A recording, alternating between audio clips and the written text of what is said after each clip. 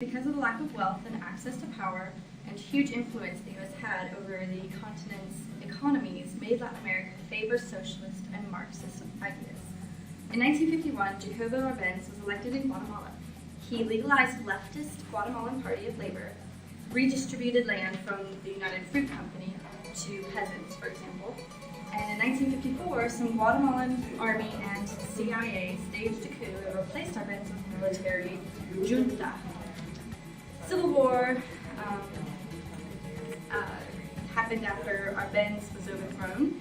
The war from 1960 to 1996 caused more than 200,000 deaths and tens of thousands disappeared. 1958, Batista in Cuba was overthrown by Fidel Castro and Che Guevara. In 1959, all political parties, except Partido Socialista Popular, or PSP, was banned. Castro didn't tolerate criticism and had economic control tightened, which caused middle class to flee to Florida. The Cuban government turned to the Soviet Union for trade and support. In 1961, with President Kennedy, a group of Guatemalans were trained by the U.S. Navy and CIA and launched an invasion at the Bay of Pigs in South Cuba.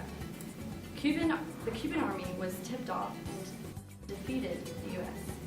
In 1962, pics taken of medium-range Soviet missiles in Cuba resulted in standoff between U.S. and Soviets called the Cuban Missile Crisis. Soviets removed the missile, and U.S. removed theirs from Turkey. That was part of the truce, one for the other. The U.S. maintained an economic embargo of Cuba, though, and Cuba inspired other Latin American places to ask for reform. Students and labor unions in Argentina, Brazil, etc. helped João Goulart get in power in Brazil. João nationalized Brazilian electric and oil, sort of like Egypt did with the Suez Canal. And what you, Dr. Reynolds, said Americans could do to companies in America. So the Dirty War was in Argentina, and it was a conflict between the radical left and military government in the early 1970s, and it used terrorism and torture. That's all I have. He'll edit. Alright, I'm doing Africa, what little that I can find on AskHistorians.com. Alright, so as far as British, French, and Belgium African goes, the decolonization process happened very quickly over the period of the 1950s and the 1960s. These former colonies now had independence and resources that they hoped to sell to solidify their place in the global economy. Naturally, the USSR and the US had interest in these African nations. The first nation of African continent to gain independence was Egypt. The final act that solidified independence was the Egypt Revolution in 1952, in which the Free Officers Movement overthrew a king, whose name I'm not going to pronounce, which eventually led to Gamal Abdul Nasser rising to power. They did things. South Africa was very different from the precious mentioned areas due to the fact that it was a white minority-ruled state. In the context of the Cold War, the USA backed the national South African Parthian government, while the USSR backed the outlawed ANC and the similarly outlawed South African Communist Party. South Africa was viewed as a bastion against communism in the 1970s and the 1980s in southern Africa due to its northern neighbors. Throughout the late 60s and the mid-80s, South Africa was involved in the South African Border War, which was a proxy conflict between the USSR and the USA. This conflict took place in what was now Namibia, Angola, and Zimbabwe. Yeah, that's it.